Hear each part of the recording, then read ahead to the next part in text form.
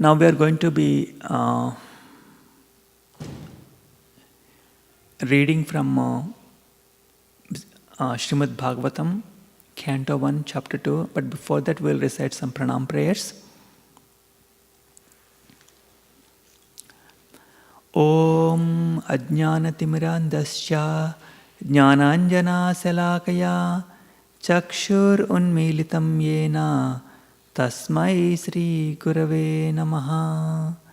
Sri Chaitanya Manobhishtam Stapitam Yena Bhutale Swayam Rupa Kada Mahyam Dadati Swapadantikam Vandeham Sri Guru Sri Yuta Padakamalam Sri Gurun Vaishnavamscha Sri Rupam Sagrajatam Sahagana Raghunathanvitam Tam Sajivam Sadvaitam Savadhutam Parijana Sahitam Krishna Chaitanya Devam Sri Radha Krishna Padan Sahagana Lalita Sri Vishakhanvitamscha Namavom Vishnu Padaya Krishna Prasthaya Bhutale Srimate Bhaktivedanta Swamin iti namine Namaste Saraswati Deve Gauravani Pracharine Nirvisesha Sunyavadi Paschatya Desatarine.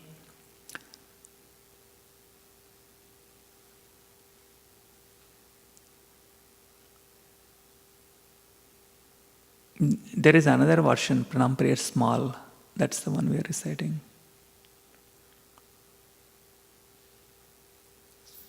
He Krishna Karuna Sindho Dinabandho Jagatpate Gopesha Gopika Kanta Radha Kanta Namostate Tapta Kanchana Gaurangi Radhe Vrindavaneshwari Vrishabhanu Suti Devi Pranamami Haripriye Vanchakalpa Tarubhyasya Krupa Sindhubhya Evacha Patitanam Pavanebhyo Vaishnavebhyo Namo Namaha.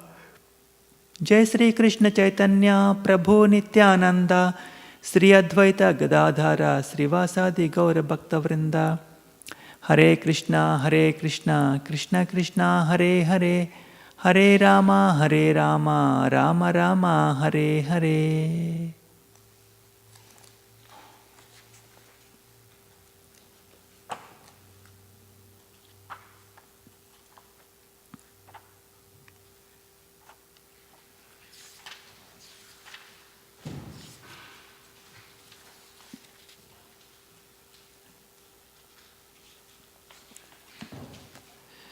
Now we are going to be reading from Srimad Bhagavatam,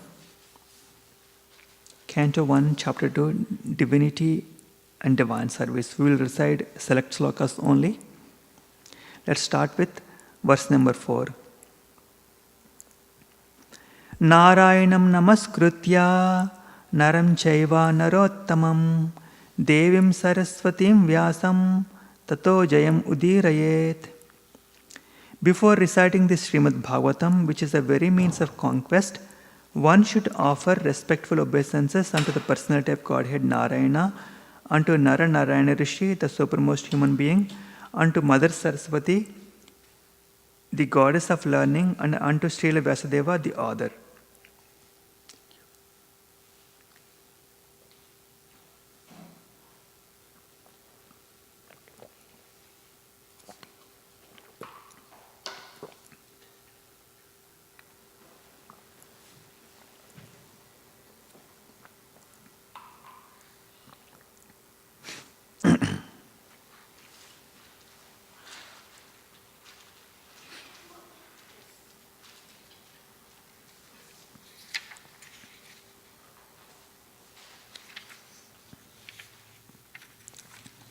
Now we'll go to text 6. Savai pumsam paro dharmo yato bhaktir adokshaje ahaituki apratihata yayatma suprasedati. The supreme occupation dharma of all for all humanity is that by which men can attain to loving devotional service unto the transcendent Lord. Such devotional service must be unmotivated and uninterrupted to completely satisfy the self. Let's read the purport. In this statement, Sri Shuta Goswami answers the first question of the sages of Naimisharanya.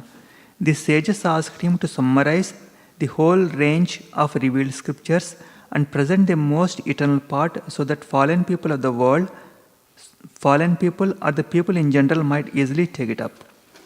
The Vedas prescribe two different types of occupation for the human being.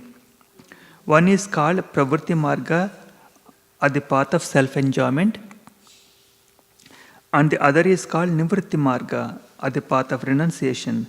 The path of enjoyment is inferior and the path of sacrifice for the supreme cause is superior. The material existence of the living being is a diseased condition of actual life. Actual life is spiritual existence or Brahmabhuta existence, where life is eternal, blissful and full of knowledge. Material existence is temporary, illusionary and full of miseries. There is no happiness at all. There is just the futile attempt to get rid of the miseries, and temporary cessation of misery is falsely called happiness. Therefore, the path of progressive material enjoyment, which is temporary, miserable and illusionary, is inferior. Both devotional service to the Supreme Lord, which leads one to eternal, but the devotional service to the Supreme Lord, which leads one to eternal, blissful and all-cognizant life, is called the superior quality of occupation. This is sometimes polluted when mixed with inferior quality. For example, adoption of devotional service for material gain is certainly an obstruction to the progressive path of renunciation. Renunciation or abnegation for ultimate good is certainly better occupation than enjoyment in the diseased condition of life. Such enjoyment only aggravates the symptoms of disease and increases its duration. Therefore, devotional service to the Lord must be pure in quality, that is, without the least desire for material enjoyment. One should therefore accept the superior quality of occupation in the form of devotional service of the Lord without any tinge of unnecessary desire, fruitive action and philosophical speculation. This alone can lead one to perpetual solace in his service. We have purposely denoted dharma as occupation because the root meaning of the word dharma is that which sustains one's existence. A living being's sustenance of existence is to coordinate his activities with his eternal relation with the Supreme Lord Krishna. Krishna is the central pivot of all living beings, and he is the all-attractive living entity, our eternal form amongst all other living beings are eternal forms. Each and every living being has his eternal form in the spiritual existence, and Krishna is the eternal attraction for all of them. Krishna is the complete whole and everything else is his part and parcel. The relation is one of the servant and the served. It is transcendental and is completely distinct from our experience in material existence.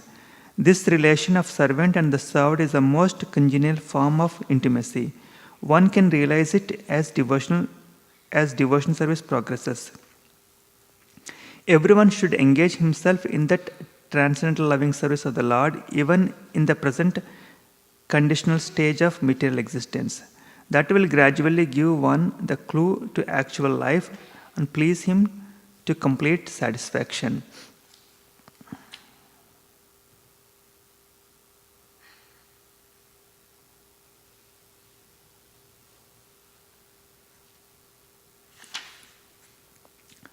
Next verse. Vasudeve Bhagavati Bhakti Yoga Prayojataha Janayati Asuvairagyam Jnanam Chayad Ahaitukam. Translation. By rendering devotional service unto the personality of Godhead Sri Krishna, one immediately acquires causeless knowledge and detachment from the world. Purport. Those who consider devotional service to the Supreme Lord Sri Krishna to be something like material emotional affairs may argue that in the revealed scriptures, sacrifice, charity, austerity, knowledge, mystic powers, and similar other processes of transcendental realization are recommended. According to them, bhakti or the devotional service of the Lord is meant for those who cannot perform the high grade activities. Generally, it is said that the bhakti cult is meant for the Sudras, Vaishyas, and the less intelligent women class. But that is not the actual fact. Bhakti cult is the topmost of all transcendental activities, and therefore it is simultaneously sublime and easy. It is sublime for the pure devotees who are serious about getting in contact with the Supreme Lord, and it is easy for the neophytes who are just on the threshold of the house of bhakti. To achieve the contact of the Supreme Personality of Godhead, Sri Krishna, is a great science, and it is open for all living beings, including the Sudras, Vaisyas, women, and even those lower than the low-born Sudras. So what to speak of the high-class men like the qualified Brahmanas and the great self-realized kings?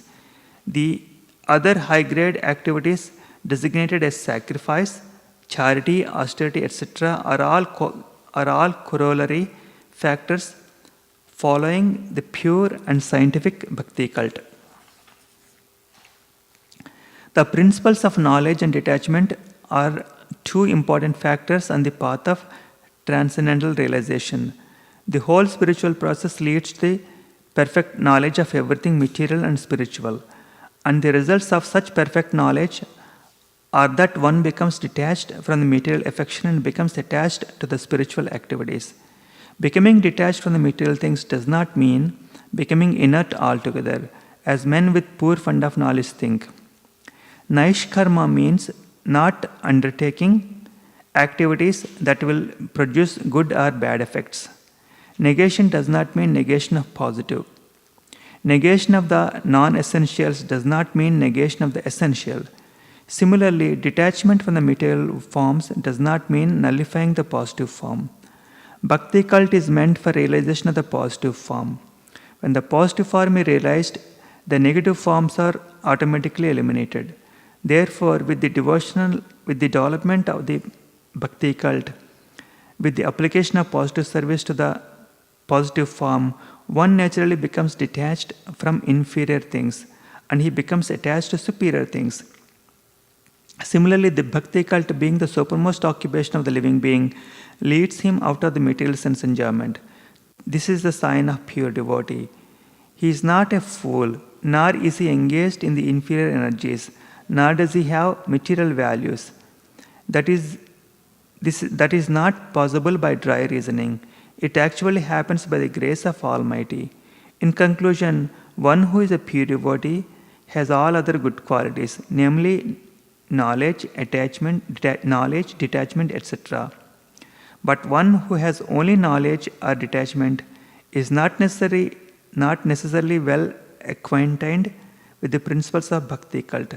Bhakti is the supermost occupation of the human being.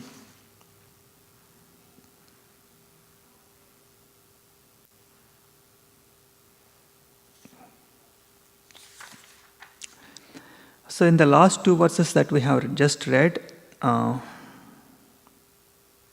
first verse is explaining how the self gets that satisfaction.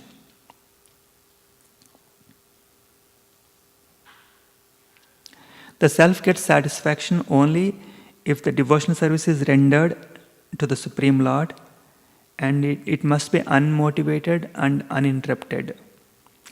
What does it mean by unmotivated? Unmotivated means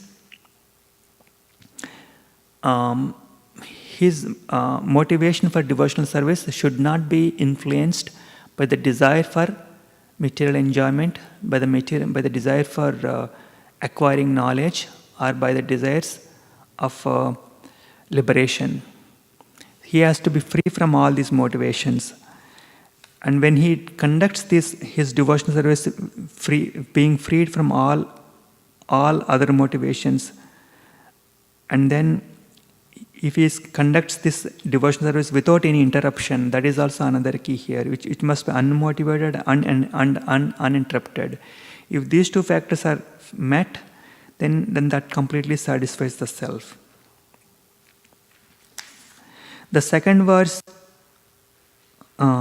is saying that if one renders devotional service unto the Supreme Godhead, say Krishna, one immediately acquires causeless knowledge and detachment from the world. So that is also, that happens by the grace of the Lord actually. If we try to get detachment from the world on our own by various means, it's very difficult, and it may take a long time, and we may not succeed in the end. Although temporarily it may appear like we may succeed, we may again fall down because we haven't taken in shelter at the lotus feet of the Supreme Lord. However, if we engage in devotional service to the Supreme Lord, then by His grace, knowledge as well as detachment from the world, they come because of the mercy of the Lord. And what is knowledge? Knowledge here means the practical knowledge, not the theoretical knowledge, like we see in the books.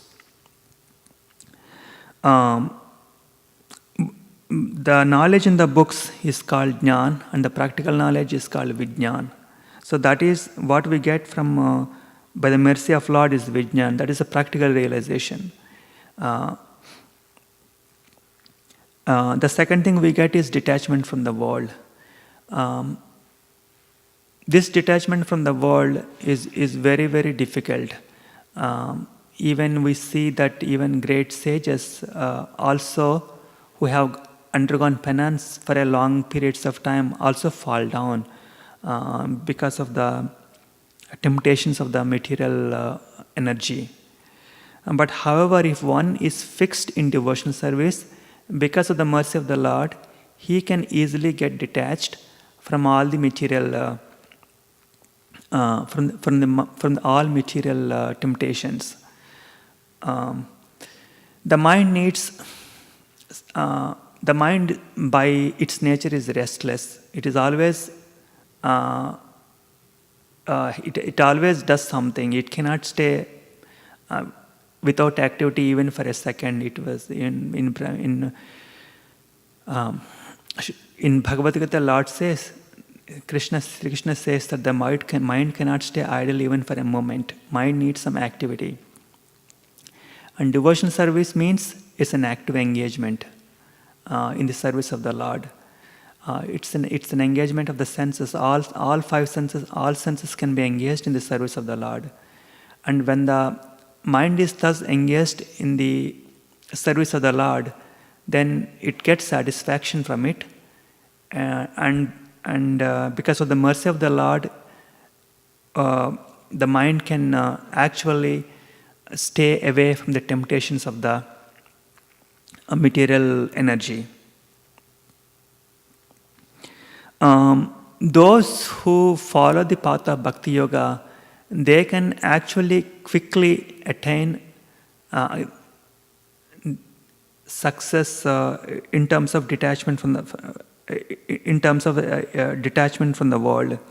Those who follow the other paths, they have to endeavor for a long time to get detached from the material enjoyments. This is also a test. We can use it as a test of how far a devotee is progressing. Is he being detached from the material world, from the temptations of the material world? That's one. And is he getting knowledge? So the devotees can also use it as a test and find out for themselves where they are on the path of the devotional service. We'll move to the next verse.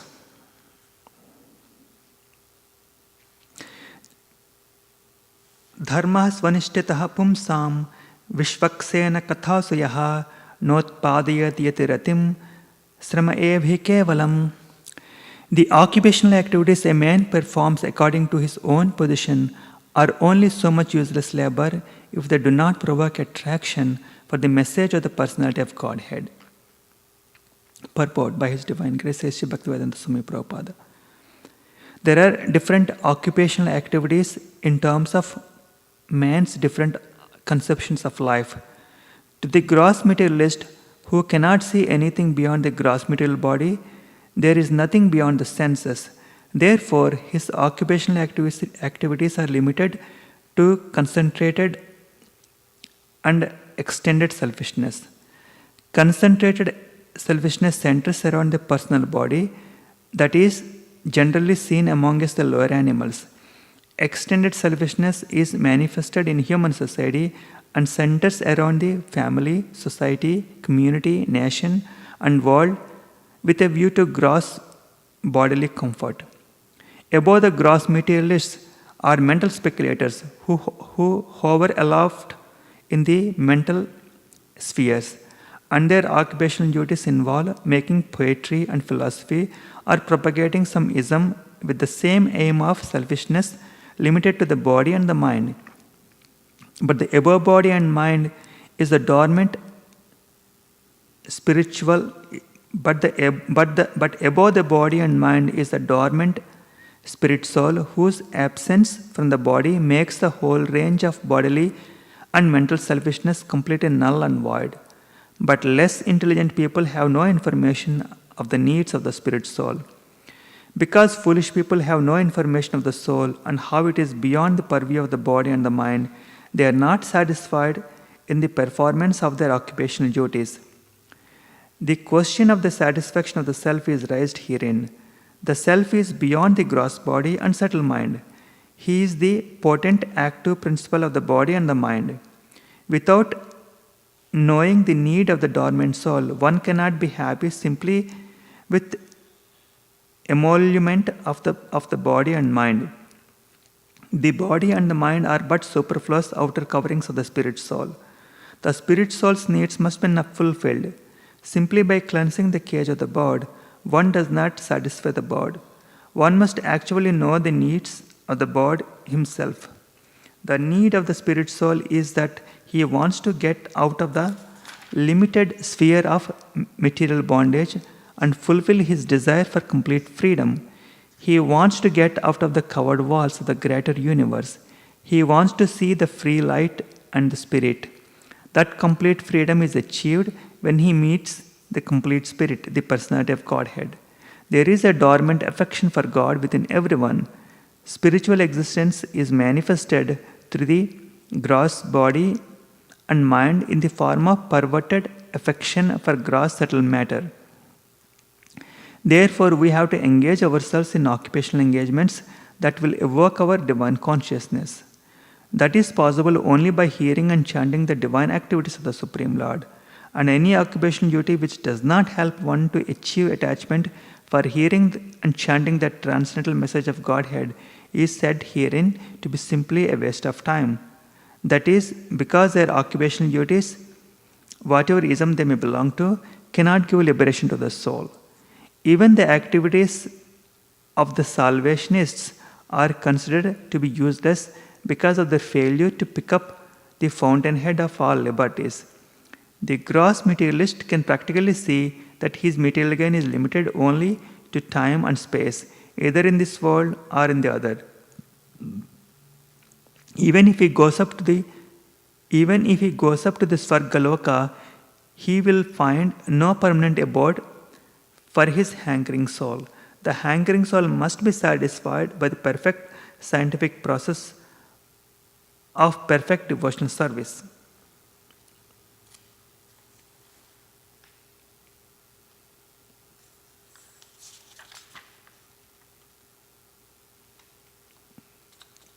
We will read the next verse also. Dharmasya hi apavargasya nartho thayopakalpate nartasya dharmaikantasya kamolabhaya hi smritaha. All occupational engagements are certainly meant for ultimate liberation. They should never be performed for material gain. Therefore, according to sages, one who is engaged in the ultimate occupational service should never use material gain to cultivate sense gratification. Purport. We have already discussed that pure devotional service to the Lord is automatically followed by perfect knowledge and detachment from material existence. But there are others who consider that all kinds of different occupational engagements, including those of religion, are meant for material gain. The general tendency of any ordinary man in any part of the world is to gain some material profit in exchange for religious or any other occupational service. Even in the Vedic literatures, for all sorts of religious performances, an allurement of material gain is offered, and most people are attracted by such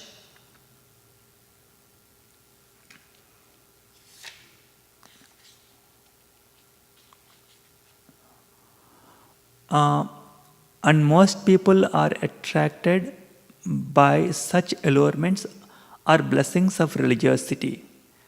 Why are such so-called men of religion allured by material gain? Because material gain can enable one to fulfill desires, which in turn satisfies sense gratification.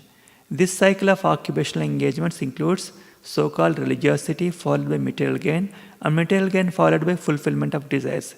Sense gratification is the general way for all sorts of fully occupied men.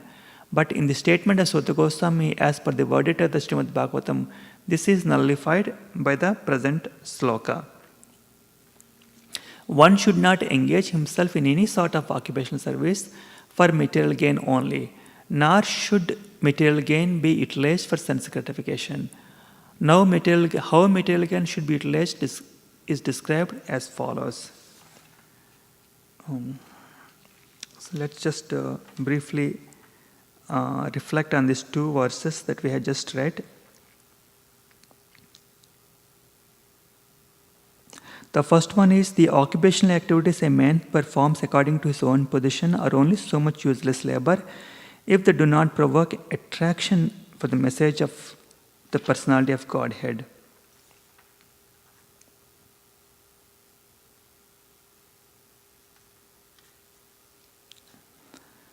And the second one is, all occupational engagements are certainly meant for ultimate liberation. They should never be performed for material gain. Furthermore, according to the sages, one who is engaged in ultimate occupational service should never use material gain to cultivate sense gratification. When the Lord created this system, when the Lord created this material world, He also created different occupations for different people. He has created according to Varna and Ashram. There are 4 Varnas and 4 Ashrams. The 4 Varnas are Brahmins, Vaishyas, Shudras, Brahmin, Kshatriyas, Vaishyas and Sudras. And He created different occupations for different class of these people.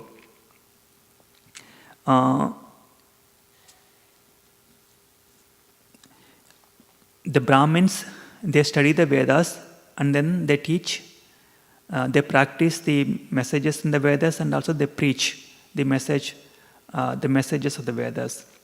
And Kshatriyas, they are the rulers and the administrators of the state. The Vaisyas, they do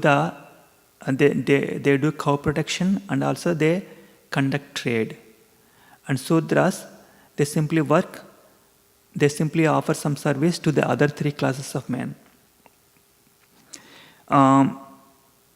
The first verse is saying that all occupational duties a man performs according. The Lord created all these ashrams, all these occupations to ultimately enable that person to go back home, back to Godhead.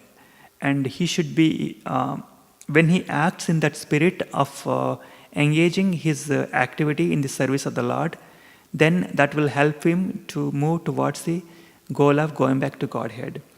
However, if one engages his occupational duty just for sense gratification, then this verse is saying that it is just a useless labor for nothing. Because why is it a useless labor for nothing?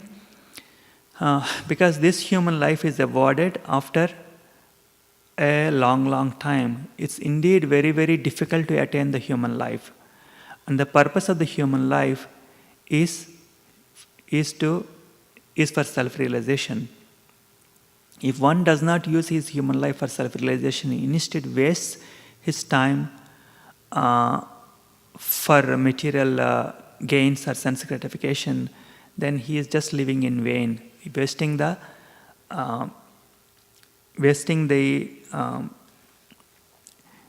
human life, which is actually precious gift given by the nature in due course of time. And with the scriptures say that the human life is actually durlabham, sudurlabham, that means it's very, very rare to get.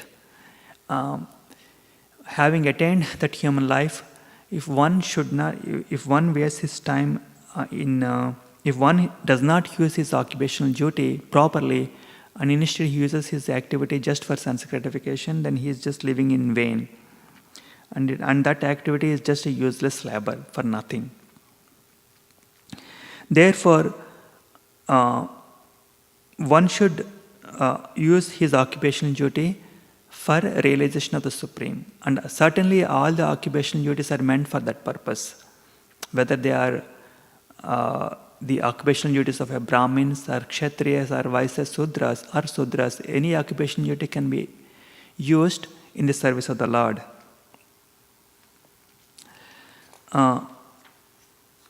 Secondly, generally these days, or mostly in any days, people just use the results of the their occupational activities for sense gratification. Not only they use the results of their occupational activities, but they also use the so-called their religious activities. For example, they do some religious activities such as coming to the temple and praying to the Lord, and doing some ritualistic ceremony to please the Lord. They do these things, but even those activities also generally they are done for in the hope with the hope of getting some material gain. Those things are condemned in these verses. Any activities we do in this, should be towards gaining ultimate liberation. Not we should not use it for sense gratification. But how is it that we can get there? That is that was answered in the previous sources we read. That if we simply engage ourselves in the service of the Lord, then by the grace of the Lord we get detachment and also knowledge. We get detachment from the material world, material temptations, and also knowledge. And because if we continue the practice of engaging ourselves in the service of the Lord, eventually we will be able to get the knowledge and also the detachment so that we can use our occupational duty in the service of the Lord.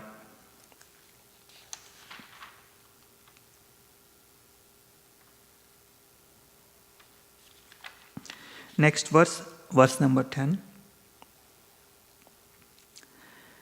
Kamasya nendriya pritir labho jiveta yavata jivasya tattva jñasa narthoyascheha karmabhi. Life's desire should never be directed towards sense gratification. One should desire only a healthy life or self-preservation. Since a human being is meant for inquiry about the absolute truth, nothing else should be the goal of one's works. Purport. The completely bewildered material civilization is wrongly directed towards the fulfillment of desires and sense gratification. In such civilization, in all spheres of life, the ultimate end is sense gratification.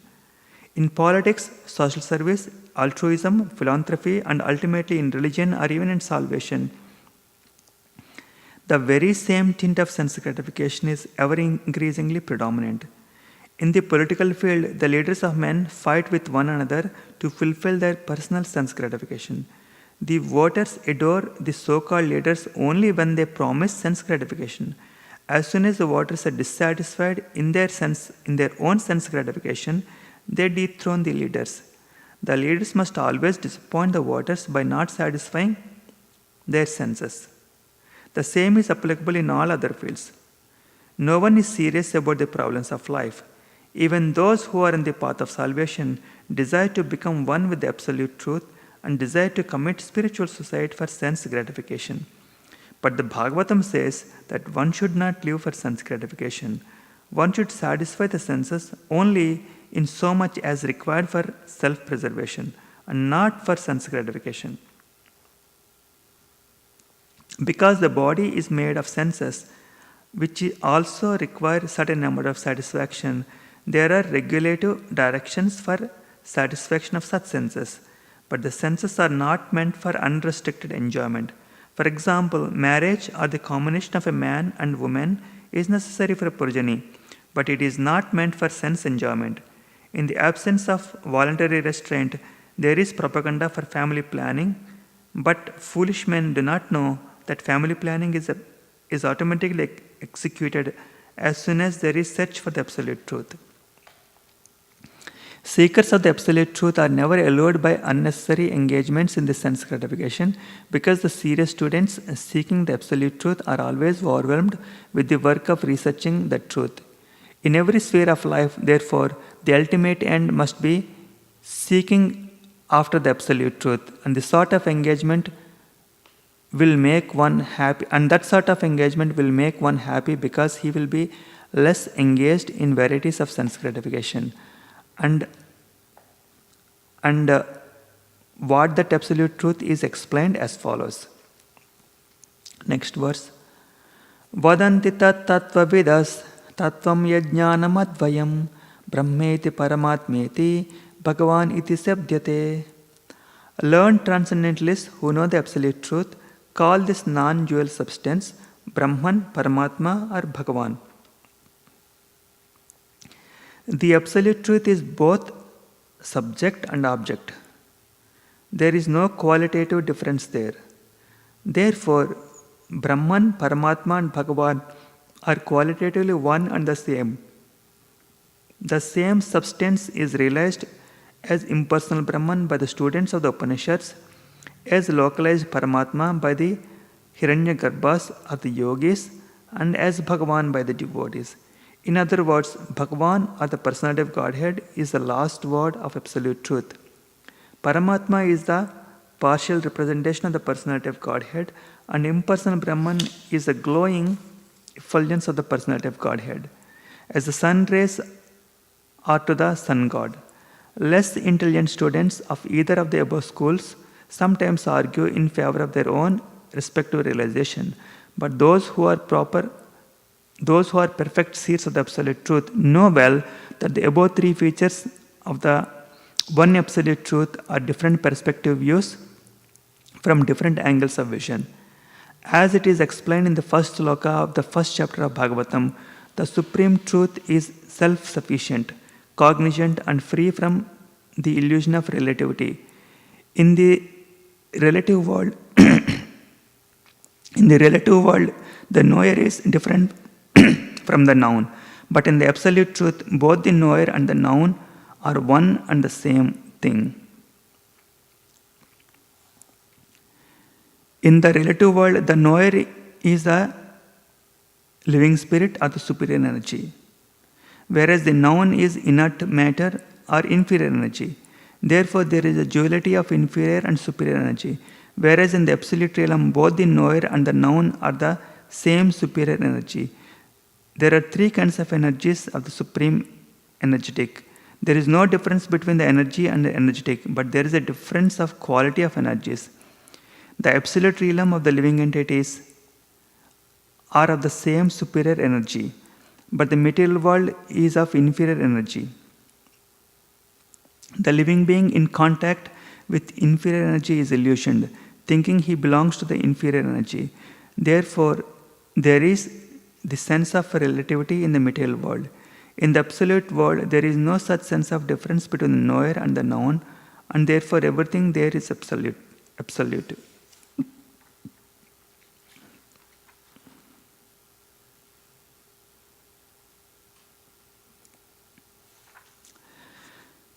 Here, the absolute truth is realized in 3 ways. One is the Brahman realization, other one is the Paramatma realization, and the third one is Bhagavan realization. Just to give an analogy, Brahman realization is like realizing the rays of a sun, and Paramatma realization is like realizing the planet of the sun, and Bhagavan realization is like the realizing the sun god, who is the presiding deity over the sun. Out of all 3, the Bhagavan realization is most complete, and the Paramatma and Brahman, the Brahman feature is just the bodily rays of the Bhagavan, and Paramatma feature is just his localized aspect. And not only that, one who thinks he has realized, one is able to advance so much so that he is able to realize Brahman. But if he doesn't come to the stage if he doesn't progress further, he may again fall down, and then he has to start endeavors again, because he hasn't taken the shelter of the Supreme Lord.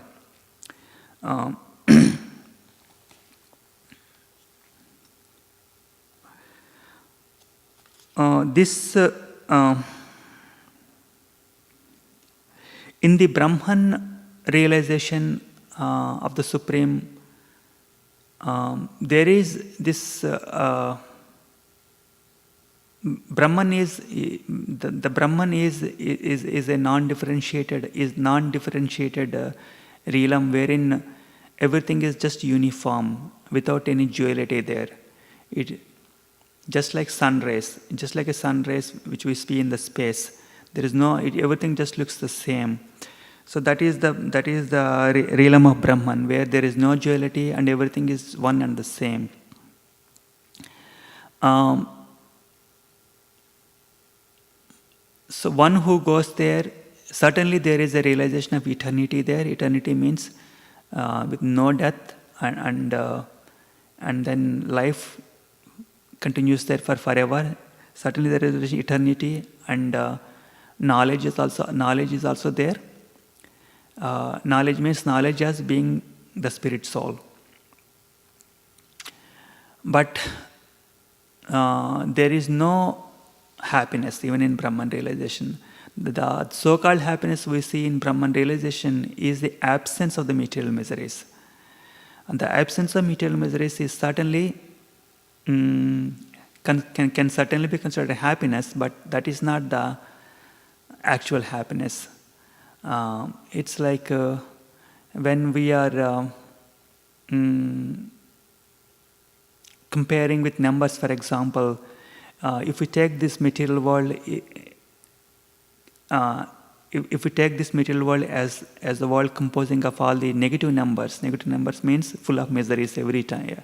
All the time there is miseries here. And reaching the Brahman platform is coming to zero. Coming to zero means there are no miseries there, but there is no happiness also. But the absence of the miseries, because of the absence of the miseries, it appears like there is a lot of happiness there in Brahman, in Brahman realization. In Brahman realization, certainly those who are in the Brahman realization, they feel a lot of happiness, but that is due to the absence of the miseries, not due to the presence of any real happiness there. But if so,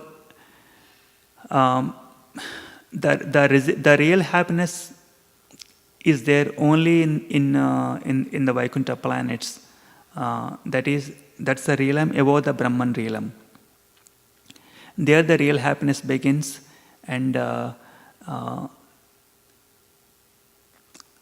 one can reach that place by only if he can get to the point of Bhagavan realization.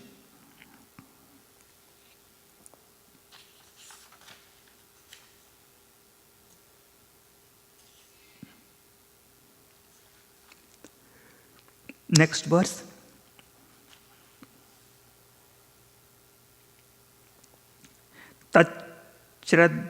तच्छ्रद्धाना मुनयो ज्ञान वैराग्य युक्तया पश्यन्ति आत्मनि चात्मानं bhaktya sruta gruhitaya. The seriously inquisitive student, a sage, well equipped with knowledge and detachment, realizes that absolute truth by rendering devotional service in terms of what he has heard from the Vedanta Shruti purport. The absolute truth is realized in full by the process of devotional service to the Lord. Vasudeva, or the Supreme Personality of Godhead, who is the full-fledged absolute truth. Brahman is his transcendental bodily effulgence and Paramatma is his partial representation. As such, Brahman and Paramatma realization of the absolute truth is but a partial realization. There are 4 different types of human beings: the karmis, the jnanis, the yogis, and the devotees. The karmis are materialistic, whereas the other 3 are transcendental. The first class transcendentalists are the devotees who have realized the Supreme Person. The second class transcendentalists are those who have partially realized the plenary portion of the Absolute Person. And the third class transcendentalists are those who have barely realized the spiritual focus of the Absolute Person. As stated in the Bhagavad Gita and the other Vedic scriptures, the Supreme Person is realized by devotional service which is backed by full knowledge and detachment from material association. We have already discussed the point that devotional service is followed by knowledge and detachment from material association. As Brahman and Paramatma realization are imperfect realizations of the Absolute Truth, so the means of realizing Brahman and Paramatma, that is the paths of Jnana and Yoga, are also imperfect means of realizing the Absolute Truth. Devotional service, which is based on the foreground of full knowledge, combined with detachment from material association, and which is fixed by the oral reception of the Vedanta Shruti, is the only perfect method by which seriously inquisitive student can realize the Absolute Truth. Devotional service is not therefore meant for the less intelligent class of transcendentalists. There are 3 classes of devotees, namely first, second, and third class. The third class devotees are the neophytes who have no knowledge, are not detached from material association, but are simply attracted by the preliminary process of worshipping the deity in the temple, are called material devotees. Material devotees are more attached to material benefit than material profit. Therefore, one has to make definite progress from the position of material devotional service to the second class devotional position. In the second class position, the devotee can see 4 principles in the devotional line, namely the personality of Godhead, his devotees, the ignorant, and the envious. One has to rise himself at least to the stage of second class devotee and thus become eligible to know the Absolute Truth. A third class devotee, therefore, has to receive instructions of the devotional service from the authoritative sources of Bhagavata. The number 1 Bhagavata is the established personality of devotee, and the other Bhagavatam is the message of God. The third class devotee has to go to the personality of devotee in order to learn the instructions of devotional service. Such personality of devotee is not a professional man who earns his livelihood by the business of Bhagavatam. Such a devotee must be a representative of Shukadeva Goswami, like Sukata Goswami, and must preach the cult of devotional service for the well around benefit of all people. A neophyte devotee has very little taste for hearing from the authorities. Such a neophyte devotee makes a show of hearing from the professional man to satisfy his senses. This sort of hearing and chanting has spoiled the whole thing, so one should be very careful about the faulty process. The holy messages of Godhead are as inculcated in the Bhagavad Gita or in the Srimad Bhagavatam are undoubtedly transcendental subjects. But even though they are so, such transcendental matters are not to be received from the professional man who spoils them as a serpent spoils milk simply by the touch of his tongue. A sincere devotee must therefore be prepared to hear Vedic literatures like Upanishads, Vedanta, and other literatures left by the previous authorities or Goswamis for the benefit of his progress. Without hearing such literatures, one cannot make actual progress. And without hearing and following the instructions, the show of devotional service becomes worthless and therefore a sort of disturbance in path of devotional service. Unless therefore devotional service is established on the principles of Sruti, Smriti, Purana and Pancharatra authorities, the make show of devotional service at once be rejected. An authoritative devotee should never be recognized as a pure devotee. By assimilation of such messages from the Vedic literatures, one can see the all-pervading localized aspect of the personality of Godhead within his own self constantly. This is called samadhi.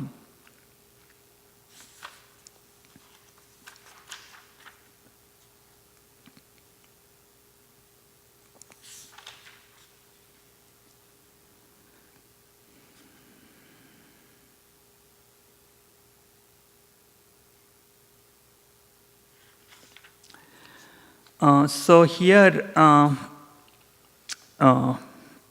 we have to be careful of what we hear, from whom we are hearing the messages of Godhead, because that greatly influences. We become what we hear.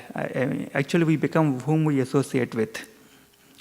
And if we are hearing from persons who by themselves they are not advanced, or who are speculating, who are simply speculating the philosophy, the philosophy given in the Vedas, and who are not authorized, if we simply hear from them, then we do not make any advancement. Not only that, we may get confused, and then once we may get confused, and it may take a long time for us to come back. Even if we hear from a proper person afterwards, we may actually doubt the real authority because of hearing so much from the unauthoritative people from before.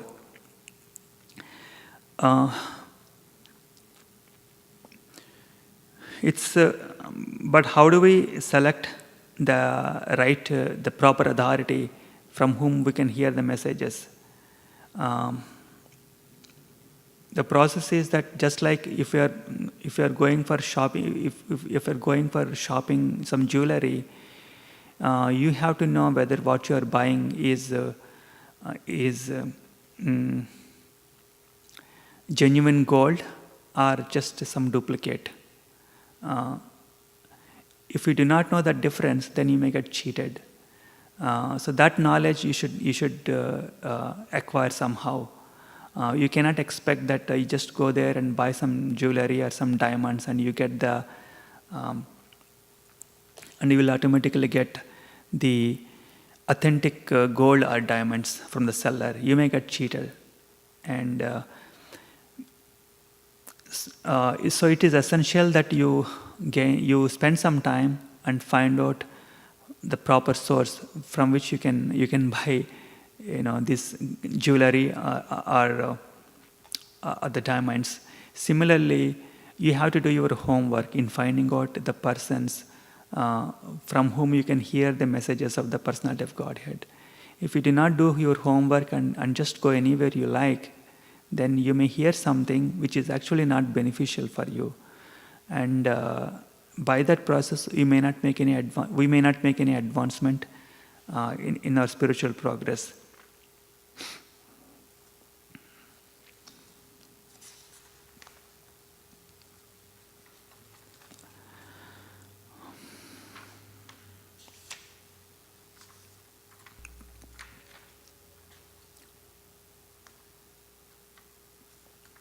How do we know that we are hearing from a right source?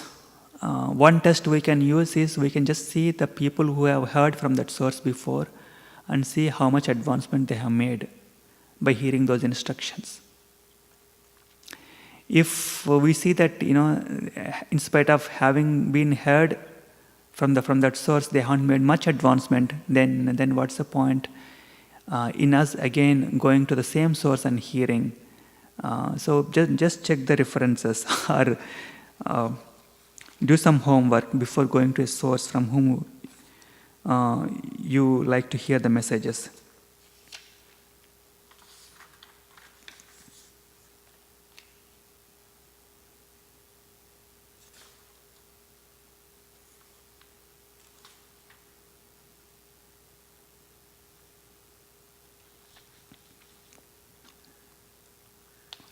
Let's go to the next verse, text number 13.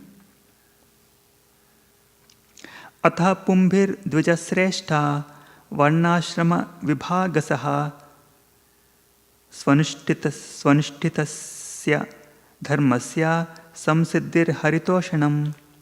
O best among the twice born, it is therefore concluded that the highest perfection one can achieve by discharging the duties prescribed for one's own occupation according to caste divisions and orders of life is to please the personality of Godhead.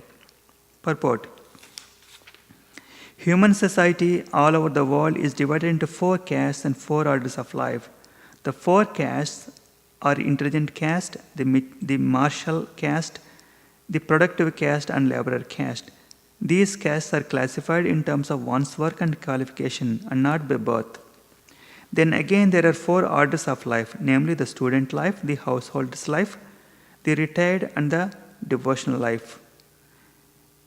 In the best interest of human society, there must be such divisions of life. Otherwise, no social institution can grow in a healthy state. And in each and every one of the above mentioned divisions of life, the aim must be to please the Supreme Personality of Godhead.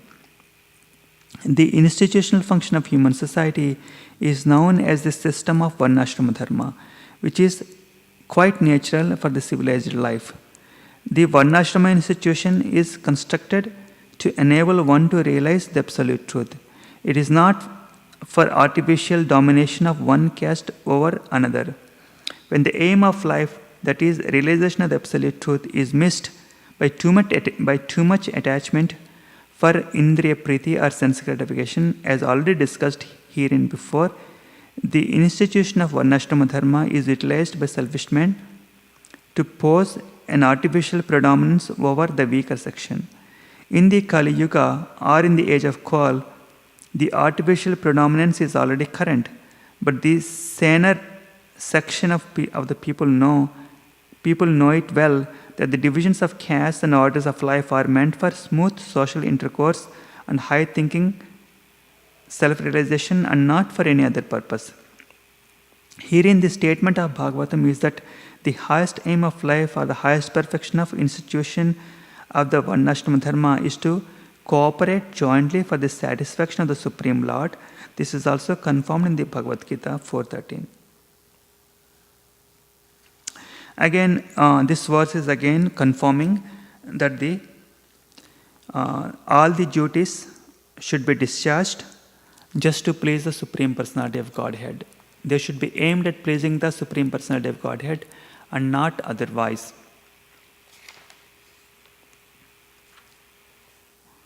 Let's go to the next verse, text number 14. Tasmad ekena manasa Bhagavan Sattvatam patihi srotavyah kirtitavyascha dhyayah pujyascha Nityata. Translation. Therefore, with one pointed attention, one should constantly hear about, glorify, remember, and worship the personality of Godhead, who is the protector of the devotees. Purport. If realization of the absolute truth is the ultimate aim of life, it must be carried out by all means. In any one of the above mentioned castes and orders of life, the four processes, namely glorifying, hearing, remembering, and worshipping, are general occupations. Without principles of life, without these principles of life, no one can exist. Activities of living being involve engagements in these four different aspects of life. Especially in modern society, all activities are more or less dependent on hearing and glorifying. Any man from any social status becomes a well-known man in human society within a very short time if he is simply glorified truly or falsely in the daily newspapers. Sometimes the political leaders of particular party are also advertised by newspaper propaganda, and by such a method of glorification, an insignificant man becomes important man within no time. But such propaganda by false glorification of an unqualified person cannot bring about any good either for the particular man or for the society. There may be some temporary reactions to such propaganda, but there are no permanent effects. Therefore, such activities are a waste of time. The actual object of glorification is the Supreme Personality of Godhead, who has created everything manifested before us. We have broadly discussed this fact from the beginning of the Janmadi Asya Sloka of this Bhagavatam. The tendency to glorify others or hear others must be turned to the real object of glorification, the Supreme Being, and that will bring happiness.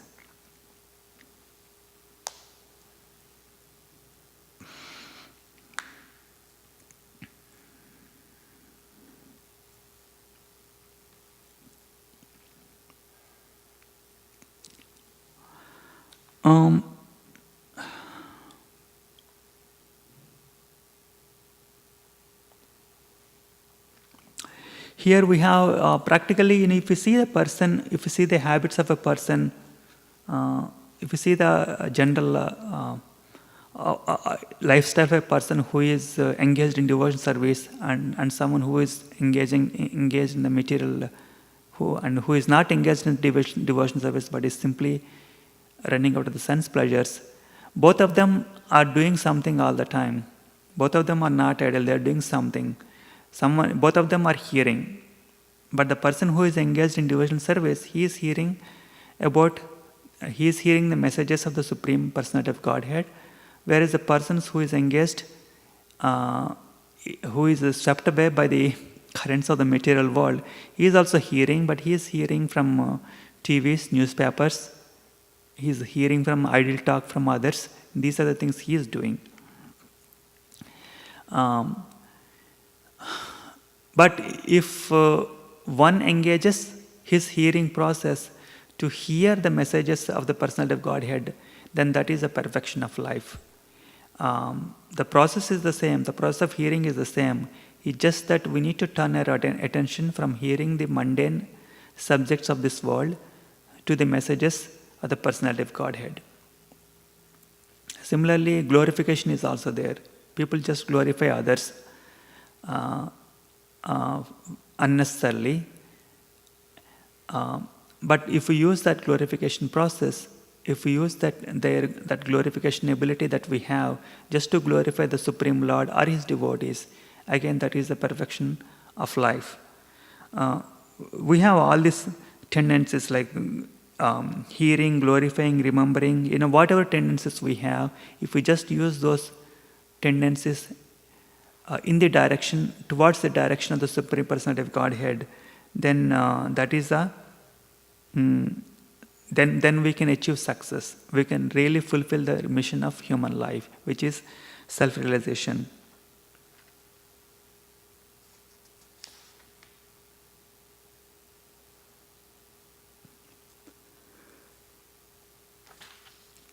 We'll go to the next verse. Yad अनुध्यासेन युक्ताः कर्मग्रन्थि निबन्धनं छिन्दन्ति कोविदस्तस्या को न कुर्यात् katharatiम. With sword in mind, intelligent men cut through the binding knots of the reactory work karma by remembering the personality of Godhead. Therefore, who will not pay attention to his message? Purport. The contact of the spiritual spark with material elements creates a knot which must be cut if one wants to be liberated from the actions and reactions of the fruitive work. Liberation means freedom from the cycle of reactionary work. This liberation automatically allows for one who constantly remembers the transcendental pastimes of the personality of Godhead. This liberation automatically follows for one who constantly remembers the transcendental pastimes of the personality of Godhead. This is because all the activities of the Supreme Lord, His Leela, are transcendental to the modes of material energy.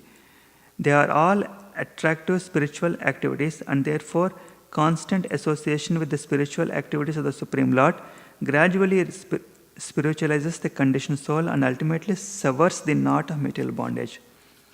Liberation from material bondage is therefore a byproduct of devotional service. Attainment of devotional knowledge is not sufficient to ensure liberation. Attainment of spiritual knowledge is not sufficient to ensure liberation. Such knowledge must be overcoated with devotional service so that ultimately the devotional service alone predominates. Then liberation is made possible. Even the reactionary work of the fruitive workers can lead one to liberation when it is overcoated with devotional service. Karma decorated with devotional service is called Karma Yoga.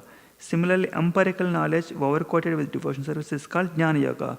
But pure Bhakti Yoga is independent of such karma and jnana because it alone can not only endow one with liberation from conditional life, but also award one the transcendental loving service of the Lord.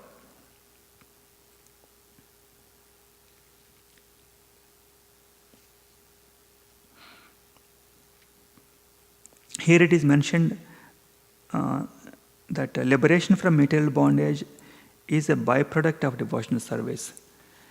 So that is to be noted because when we are performing devotional service, we can sometimes the Lord may award us a lot of material happiness and a lot of material riches. However, that is not the real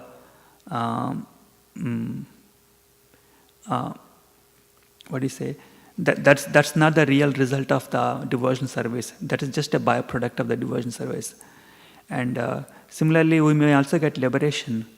And even the liberation is also not the real result of the devotional service. It is just a byproduct of the devotional service.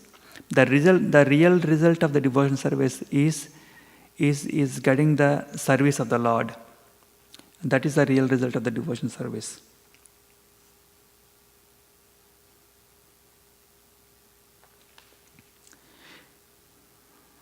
Therefore, any sensible man who is above the average man with a poor fund of knowledge must constantly remember the personality of Godhead by hearing about Him, by glorifying Him, by remembering Him, and by worshipping Him always without cessation. That is a perfect way of devotional service.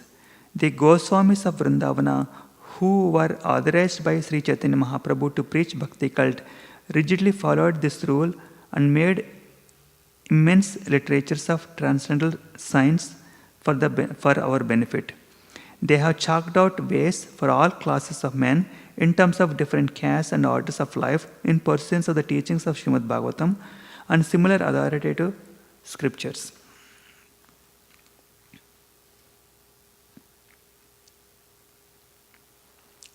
Text number 16. Susrushoha sritadhanasya vasudeva katharuchihi syan mahat sevaya vipraha punyatirtha nishevanat. O twice-born sages, by serving those devotees who are completely freed from all vice, great service is done. By such service, one gains affinity for hearing the messages of Vasudeva. The conditioned life of a living being is caused by, I'm reading the purport here, the conditioned life of a living being is caused by his revolting against the Lord. There are men called Deva or godly living beings, and there are men called Asuras or demons who are against the authority of the Supreme Lord. In the Bhagavad Gita 16th chapter, a vivid description of the Asuras is given, in which it is said that the Asuras are put into lower and lower species of ignorance. The Asuras are put into lower and lower states of ignorance, life after life, and so sink to the lower animal forms and have no information of the absolute truth, the personality of Godhead. These Asuras are gradually rectified to God consciousness by the mercy of the Lord's liberated servitors in different countries according to the supreme will. Such devotees of the God are very confidential associates of the Lord, and they come to have they come to save human society from the dangers of godlessness.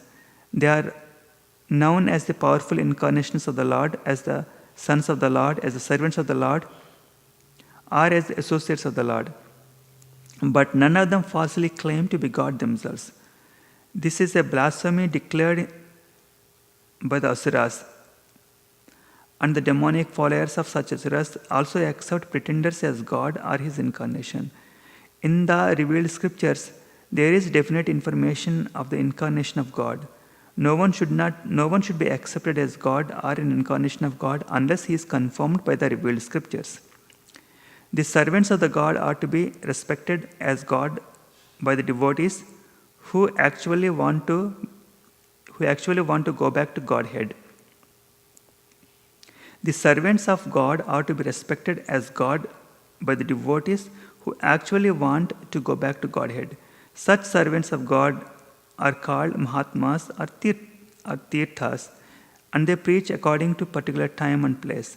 The servants of God urge people to become devotees of the Lord. They never tolerate being called God. Sri Chaitanya Mahaprabhu was God himself according to the indication of the revealed scriptures, but he played the part of a devotee. People who knew him to be God addressed him as God, but he used to block his ears with his hands and chant the name of Lord Vishnu. He strongly protested against being called God, although undoubtedly he was God himself. The Lord behaves so to warn up against unscrupulous men who take pleasure in being addressed as God. The servants of God come to propagate God consciousness, and intelligent people should never cooperate with them in every respect. By serving the servant of the God, one can please God more than by directly serving the Lord. The Lord is more pleased when he sees that servants are properly respected, because such servants risk everything for the service of the Lord and so are very dear to the Lord. The Lord declares in the Bhagavad Gita that no one is dearer to him than one who risks everything to preach his glory. By serving the servants of the Lord, one gradually gets qualified of such servants. By serving the servants of the Lord, one gradually gets the quality of such servants, and thus one becomes qualified to hear the glories of the Lord. The eagerness to hear about God is the first qualification of a devotee eligible for entering the kingdom of God.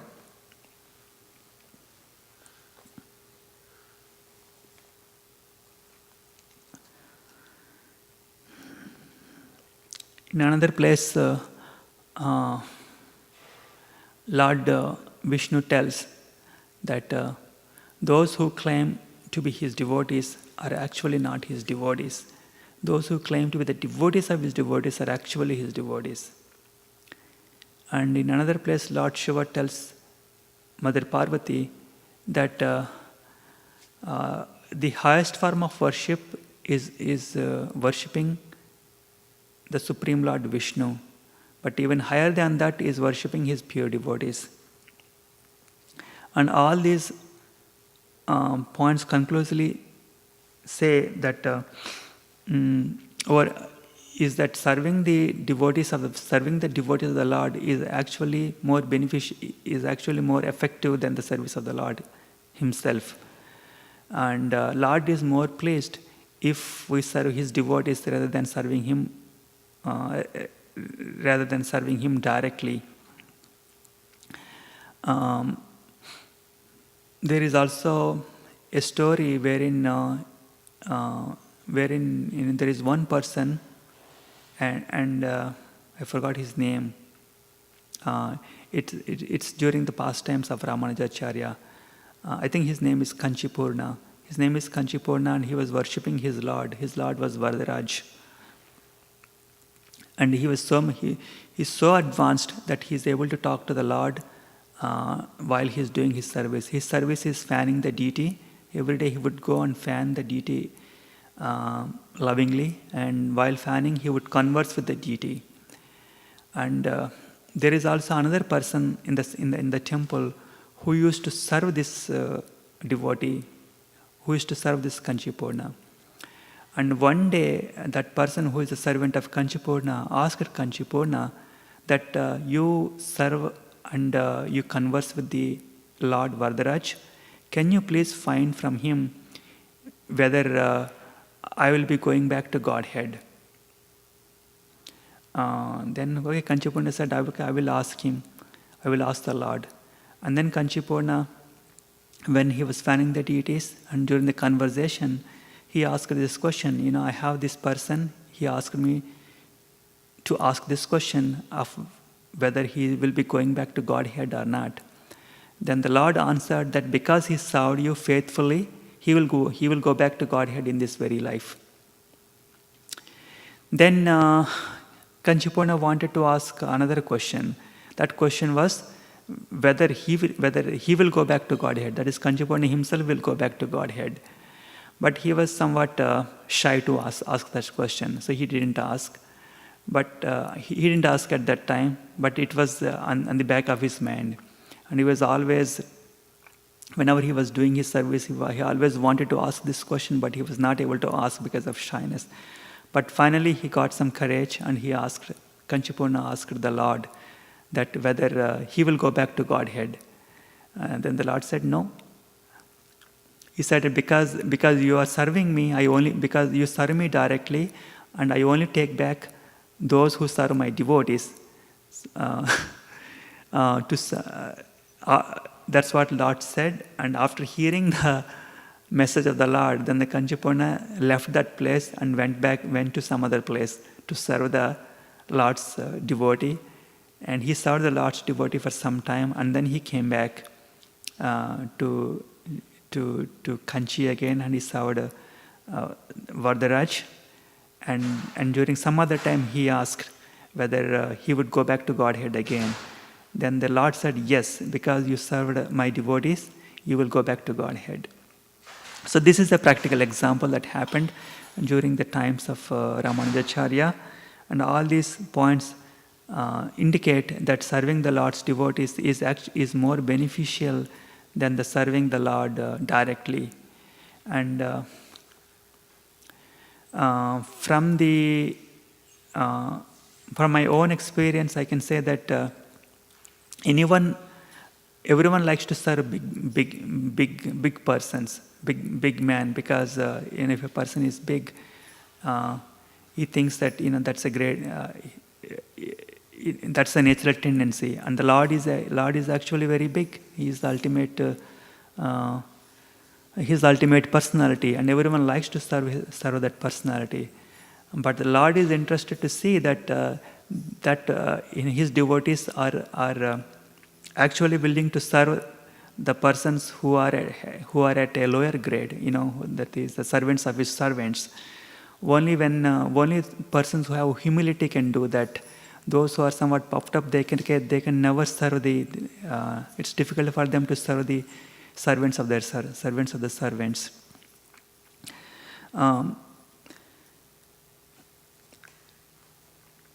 So that's why those who are able to serve the servants of the servants, they actually have some humility. That's why they are able to serve the servants of the servants. And those who are only serving the Supreme Lord, generally, they may or may not have the humility because they have never served the servants of his servants. That's why Lord is more pleased when we serve the servants of the servants. And um,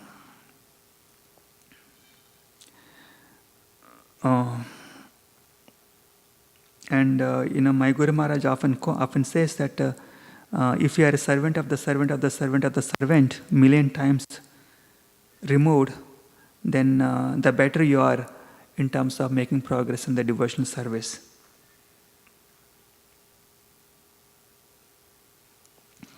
Text number 17. Mataji, you can read now. Can you, just 1 second, microphone. I can take from here.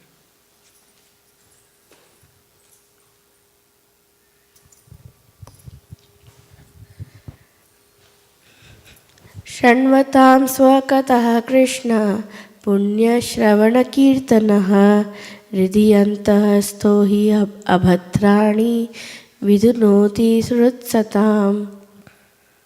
Translation. Sri Krishna, the personality of Godhead, who is the Paramatma, super soul, in everyone's heart and the benefactor of the truthful devotee, cleanses desire for material enjoyment from the heart of the devotee who has developed the urge to hear his messages, which are in themselves virtuous when properly heard and chanted. Purport also. Purport. Messages of the personality of Godhead, Sri Krishna, are non-different from him. Whenever, therefore, offenseless hearing and glorification of God are undertaken, it is to be understood that Lord Krishna is present there in the form of transcendental sound, which is as powerful as the Lord personally. Sri Chaitanya Mahaprabhu in his Ashtashtaka declares clearly that the holy name of the Lord has all the potencies of the Lord and that he has endowed his innumerable names with the same potency. There is no rigid fixture of time and anyone can chant the holy name with attention and reverence at his convenience. The Lord is so kind to us that he can be present before us personally in the form of transcendental sound, but unfortunately we have no taste for hearing and glorifying the Lord's name and activities. We have already discussed developing a taste for hearing and chanting the holy sound. It is done through the medium of service to the pure devotee of the Lord. The Lord is reciprocally respondent to his devotees. When he sees that a devotee is completely sincere in getting admittance to the transcendental service of the Lord and has thus become eager to hear about him, the Lord acts from within the devotee in such a way that the devotee may easily go back to him. The Lord is more anxious to take us back into his kingdom than we can desire. Most of us do not desire at all to go back to Godhead. Only a very few men want to go back to Godhead. But anyone who desires to go back to Godhead, Sri Krishna helps in all respects. One cannot enter into the kingdom of God unless one is perfectly cleared of all sins. The material sins are products of our desires to lord it over material nature. It is very difficult to get rid of such desires. Women and wealth are very difficult problems for the devotee making progress on the path back to Godhead. Many stalwarts in the devotional line fell victim to these allurements and thus retreated from the path of liberation. But when one is helped by the Lord himself, the whole process becomes as easy as anything by the divine grace of the Lord. To become restless in the contact of women and wealth is not an astonishment, because every living being is associated with such things from remote time, practically immemorial, and it takes time to recover from this foreign nature. But if one is engaged in hearing the glories of the Lord, gradually he realizes his real position. By the grace of God, such a devotee gets sufficient strength to defend himself from the state of disturbances, and gradually all disturbing elements are eliminated from his mind.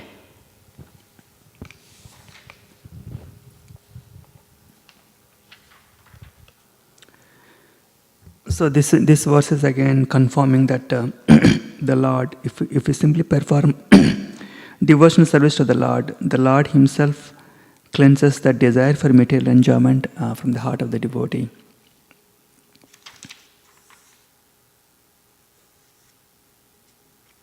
Let's go to the next verse.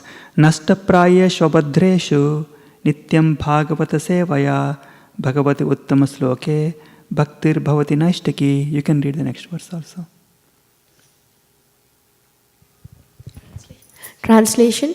By regular attendance in classes on the Bhagavatam and by rendering of service to the pure devotee, all that is troublesome to the heart is almost completely destroyed, and loving service unto the personality of Godhead, who is praised with transcendental songs, is established as an irrevocable fact. Purport. Here is the remedy for eliminating all inauspicious things within the heart which are considered to be obstacles in the path of self-realization. The remedy is the association of the Bhagavatas. There are two types of Bhagavatas, namely the book Bhagavata and the devotee Bhagavata. Both the Bhagavatas are competent remedies, and both of them or either of them can be good enough to eliminate the obstacles. A devotee Bhagavata is as good as the book Bhagavata because the devotee Bhagavata leads his life in terms of the book Bhagavata, and the book Bhagavata is full of information about the personality of Godhead and his pure devotees who are also Bhagavatas. Bhagavata book and person are identical. The devotee Bhagavata is a direct representative of Bhagavan, the personality of Godhead. So, by pleasing the devotee Bhagavata, one can receive the benefit of the book Bhagavata. Human reason fails to understand how, by serving the devotee Bhagavata or the book Bhagavata, one gets gradual promotion on the path of devotion. But actually, these are facts explained by Srila Naradadeva, who happened to be a maidservant's son in his previous life. The maidservant was engaged in the menial service of the sages, and thus he also came into contact with them. And simply by associating with them and accepting the remnants of foodstuffs left by the sages, the son of the maidservant got the chance to become the great devotee and personality Srila Naradadeva. These are the miraculous effects of the association of Bhagavatas. And to understand these effects practically, it should be noted that by such sincere association of the Bhagavatas, one is sure to receive transcendental knowledge very easily, with the results that he becomes fixed in the devotional service of the Lord. The more progress is made in devotional service under the guidance of the Bhagavatas, the more one becomes fixed in the transcendental loving service of the Lord. The messages of the book Bhagavata therefore have to be received from the devotee Bhagavata, and the combination of these two Bhagavatas will help the neophyte devotee to make progress on and on. In Chaitanya Charitamrita, the author said at one place that there is a doubt of going back to the personality of Godhead if we serve Him. If we serve Him directly, there is a doubt that whether we go or whether we may go or may not go. But if we serve His devotees, then we will definitely go back to Godhead. So serving the pure devotees is very, very effective for taking us going back to Godhead. And but how do we serve them? That is also important. Service doesn't mean that Uh, Real service means, again it is explained, service means the following his instructions. That is that is a real service, following his instructions. And there is also another place it is mentioned that the remnants of a pure devotee, the food dust of a pure devotee, they have, and also so there are other things related to the pure devotees. They have a very good purifying effect.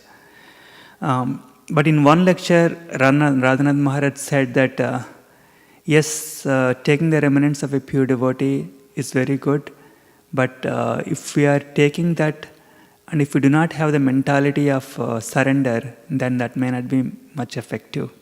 That is, we are just taking it, but we really do not have the feeling of surrender. Because taking the remnants of a pure devotee means it's completely humbling ourselves and putting ourselves in a state of actually surrender to that other person. If we take it with that mode, then that will have a lot of effect.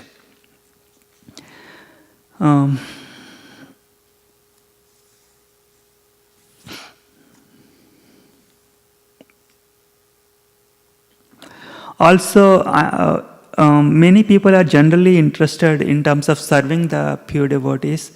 I've seen in our own organization, many people are generally interested in doing. Many people have interest in doing direct service. That is service that has a personal contact with him, like carrying his bags, for example, serving him some food and things like that. But those services that do not have a personal contact, but there are others, for example, let's say, clean the temple. That is also service to him, but it doesn't have a personal contact. Or cooking, for example. There are many services that do not have personal contact, and those services people are less willing to do.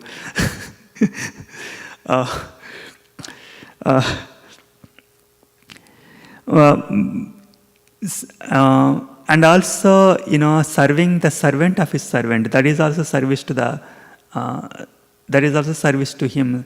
In one pastimes of Ramanujacharya, he went somewhere. He went somewhere, and then there was one big, very wealthy man who is a disciple of Ramanujacharya, and Ramanujacharya went along with his disciples, and he wanted to stay there for a night. And there is also another man there in the same town who is very poor, who is also a disciple of Ramanujacharya. But Ramanujacharya wanted to stay in the house of that wealthy man. But before he went there, he sent one of his other disciples just to go there and tell him that we are on our way and we will be coming to his home, and so that he can make arrangements for us, for all of us. Then this disciple of Ramanuja, he went to that rich man to carry the message of his guru, and that rich man, who is also a disciple, he was very much excited to receive Ramanujacharya. And then afterwards, this messenger, he came back, and the Ramanujacharya asked him what was his reaction when you said that we'll all be coming there. Then he said that the messenger said that no, he was all excited, and he immediately started making plans to receive all of us. Then Ramanujacharya asked him, how did he treat you? Did he treat you with honor, and did he give you some food and everything? Then he said that no, he was so excited that he didn't even think about offering me a place to sit. Then Ramanujacharya said that one who doesn't offer respect to my servant and who doesn't treat him with dignity, I'm not going there if he doesn't respect my servant. Then he didn't go there. He went to the other place, who is who is a poor man, but who is also a disciple of Ramanujacharya. So these are some examples of, in terms of how we can, what is actually service to the service to the devotee. Like one who may serve him directly, actually he may not get that much pleased by that service, rather than those service done by those who are doing it not directly, but in an indirect way.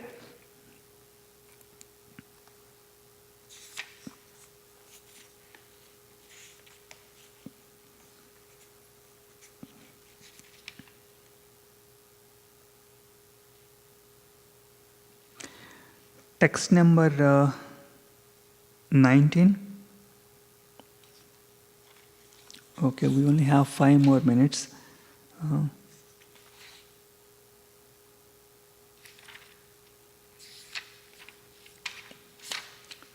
Yeah, let's read this.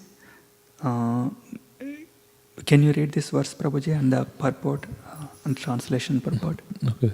Tada rajastamo bhava kama lobhadayascha ye cheta etir anavidham stitam sattve prasiddhati. As soon as irrevocable loving service is established in the heart, the effects of nature's modes of passion and ignorance, such as lust, desire, and hankering, disappear from the heart. Then the devotee is established in goodness and he becomes completely happy. Purport. A living being in his normal constitutional position is fully satisfied in spiritual bliss. This state of existence is called Brahma Bhuta or Atmananda, or the state of self-satisfaction.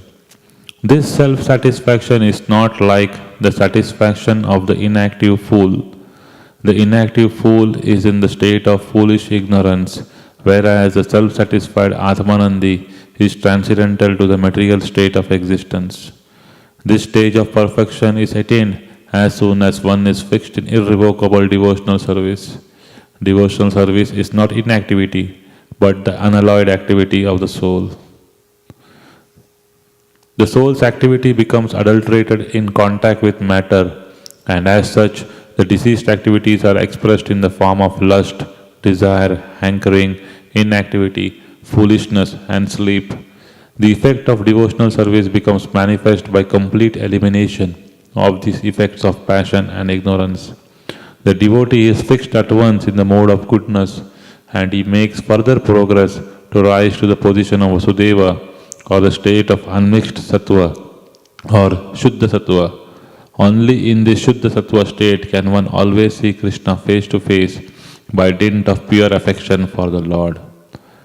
A devotee is always in the mode of unalloyed goodness, therefore he harms no one. But the non-devotee, however educated he may be, is always harmful. A devotee is neither foolish nor passionate.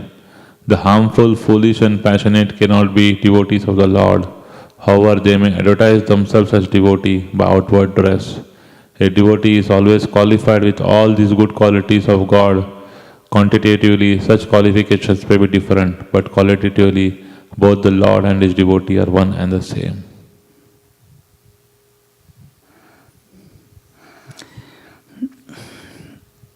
Yeah, here the harmful, foolish, and passionate cannot be the devotees of the Lord. However, they may advertise themselves as devotees by outward dress. This doesn't mean that those devotees who are making progress in their devotional service and who are in the process of cleaning themselves. It takes some time to go from point A to point B. They are disqualified by this statement. They are also devotees, but they are in the process of cleansing themselves.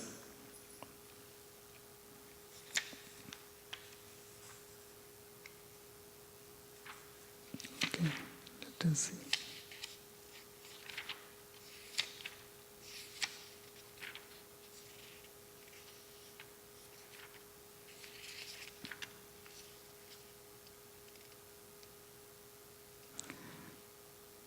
Yeah, let's conclude this with this verse. text 28 and 29.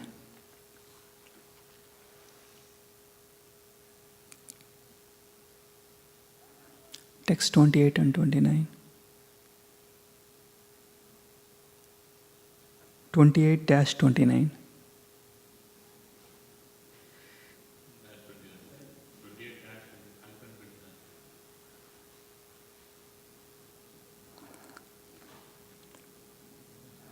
You can read this one also, Prabhuji. Vasudeva Paraveda, Vasudeva Paramakha, Vasudeva Parayoga, Vasudeva Parahakriya, Vasudeva Paramnyanam, Vasudeva Paramtapa, Vasudeva Parodharmo, Vasudeva Paragati. In the revealed scriptures, the ultimate object of knowledge is Sri Krishna, the personality of Godhead. The purpose of performing sacrifice is to please Him. Yoga is for realizing Him. All the fruitive activities are ultimately rewarded by Him only. He is the supreme knowledge, and all severe austerities are performed to know Him. Religion, dharma, is rendering loving service unto Him. He is the supreme goal of life. I think we don't have time to read the purport. So this verse conclusively says that the ultimate goal of life is attaining attaining Sri Krishna, Vasudeva. In this verse, the name Vasudeva is specifically mentioned to refer to Krishna here, and he is specified here as the ultimate goal of life. With that, we can end today's class and go to the next phase of Guru Puja. Om Tat Sat.